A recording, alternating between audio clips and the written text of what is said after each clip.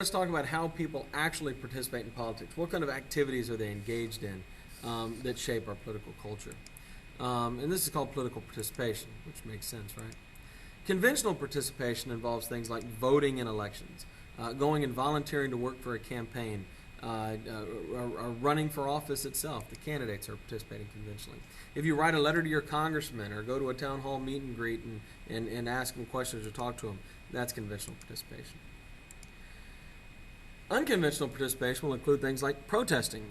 You probably associate that with the 1960s, although this country has a long history of protests going back to the Founding Fathers, right?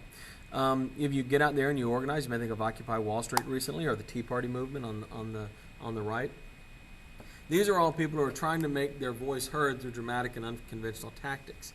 Sometimes it's very successful. Martin Luther King and the Civil Rights Movement, extraordinarily successful. Sometimes it's not. There were a lot of protests against globalization and corporatization in the late 90s, huge protests that really never gained any traction and didn't seem to have much effect.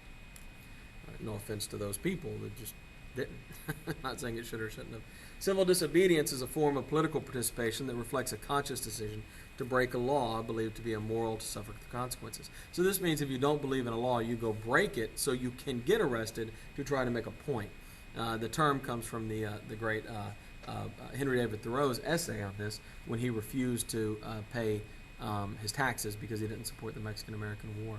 But of course, Martin Luther King's primary tactic was civil disobedience. The kids who sat down at that lunch counter in North Carolina and refused to move until they got served, the black kids obviously, they were practicing civil disobedience. They were breaking an unjust law. And it worked spectacularly. People eventually came around to see their point of view and understand that they were being discriminated against.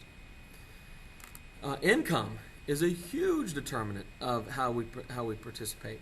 So if you look on the bottom here, it's the family's average income level, and on the up and down here on the y-axis, we see how many people do that. And you'll notice that all forms of participation go up as income goes up. The wealthier you are, the more likely you are to participate.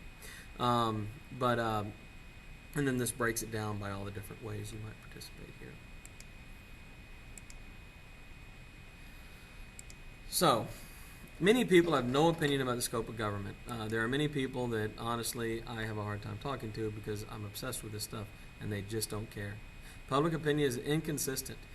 You can find people on any side of an issue to support anything you want to support.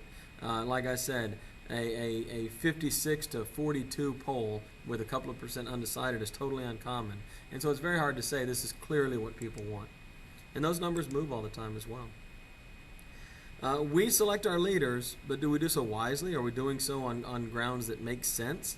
I'll let you decide. If people are so poorly informed about policy and issues and the candidates themselves, what makes us think they're making good decisions? What makes us think they're choosing effective leaders? People tend to vote more for performance and policy. That is to say, a great example of this would be a president who gets elected and immediately the economy goes bad before he's had a chance to do anything, pass any laws or anything, and he gets blamed. And this has happened a number of times in American history. I'll try to keep it non-controversial. This happened to Martin Van Buren. It was Andrew Jackson's fault, but Van Buren got the blame. Although, to be fair, he was Jackson's vice president. American society is ethnically diverse and changing. Knowing public opinion is important to a democracy, just as polling has costs and benefits. Americans know little about politics, and political participation in America is pretty low. So, again, not the most uplifting chapter, although how many of these really are?